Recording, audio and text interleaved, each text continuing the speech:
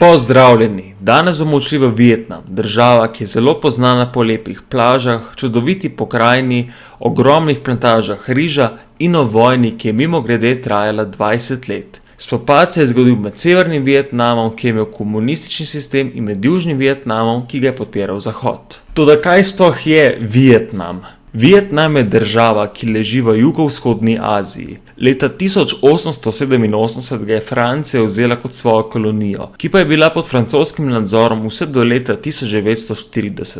Njene kolonije v Aziji pa je vzela nemška zaveznica, Japonska. Japonci so v Vietnamu dali na oblast Bao Jia. Tudi med drugo svetovno vojno se je tudi v Vietnamu ustvarilo gibanje proti okupatorjev pod vodstvom Ho Chi Minha. Po japonskem porazu leta 1945 se razglasi Vietnam kot neodvisno republiko. Toda ker so imeli Francozi še vedno vojaški in politični vpliv v Vietnamu, so Vietnamci napovedali Francozom vojno, ki je znana tudi kot prva indokinska vojna. V tem času pa se je v svetu zgodilo veliko stvari. V Rusiji dobijo atomsko bombo, nastali sta dve Nemčiji, Evropo razdeli železna zavesa, kar pomeni komunistični vzhod in kapitalistični zahod, in v Rusiji umre stric Stalin, kar pomeni začetek hladne vojne. In v hladni vojni je vsaka stran hotela postati svetovna velesila. In to so delali tako, da so se vmešavali v države, kjer se je dogajala vojna oziroma državljanska vojna,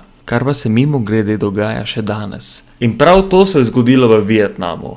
Severni Vietnam je podpirala Sovjetska zveza in Ljudska republika Kitajska. Predstavnik severnega Vietnama pa je bil Ho Chi Minh, ki je bil zagret komunist, medtem ko je južni Vietnam podpiral Zahod. Predstavnik južnega Vietnama pa je bil naš stari znanec Bao Jia, ki je bil zagret antikomunist. Prva indokinska vojna je trajala vse do leta 1954 in država se je razdelila na severni Vietnam in južni Vietnam.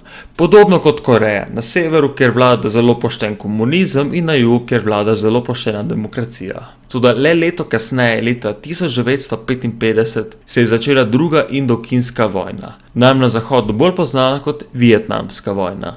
ZDA so v velikem strahu gledali, kako se komunizem širi po državah in postaja svetovna velesila. Severni Vietnam so zopet podprle komunistične države. Celo v južnem Vietnamu so bili kmetje navdušeni nad napadom, saj so jih bogataši na veliko izkoriščali. Zato so tudi ustanovili narodno osvobodilno vojsko, ki lahko rečemo tudi Viet Cong. Kmetje so bili tako navdušeni nad idejo, da so množično prestopili v komunistično vojsko. Američani so vietnamske veleposestnike financirali, da so naredili naselja za ograjo, da so tja spravili kmete, da ne bodo ušli. Tudi pri tem so bili dokaj neuspešni. Kasneje, ko predsednik ZDA postane Kennedy, vidi, da je komunizem še močnejši in nevarnejši, saj je nova komunistična država, ki je od ZDA oddaljena samo 165 km, Kuba, ki je mimogrede na eni točki imela postavljene jedrske konice proti ZDA. Kennedy je prav zaradi tega strahu povečal sile v južnem Vietnamu, saj se je bal, da bodo južno-vietnamske sile poražene.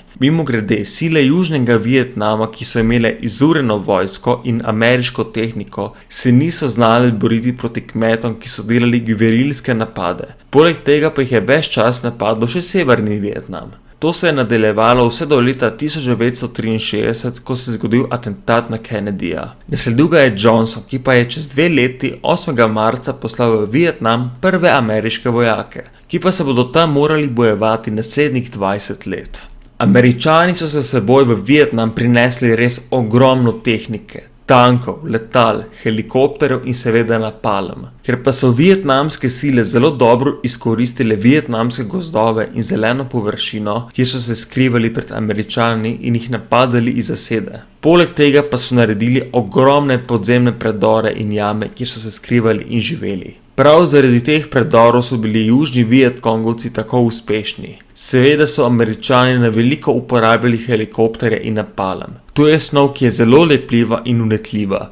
S to snovjo so požigali gozdove in položaje komunističnih sil v Vietnamu. Napalm pa pri vžigu lahko doseže temperaturo med 800 in 1200 stopinj.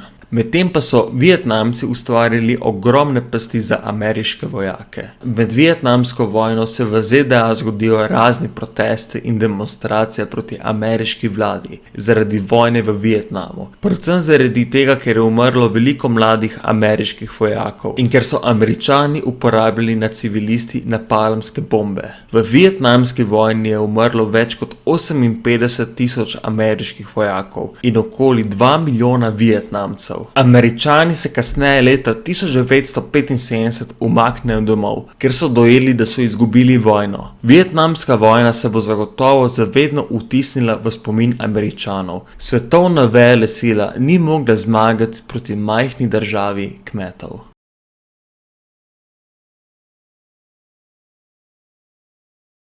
Upam, da vam je bil današnji komentarec všeč. Če vam je bil všeč, pritisnite like in se naročite. Hvala in lep dan.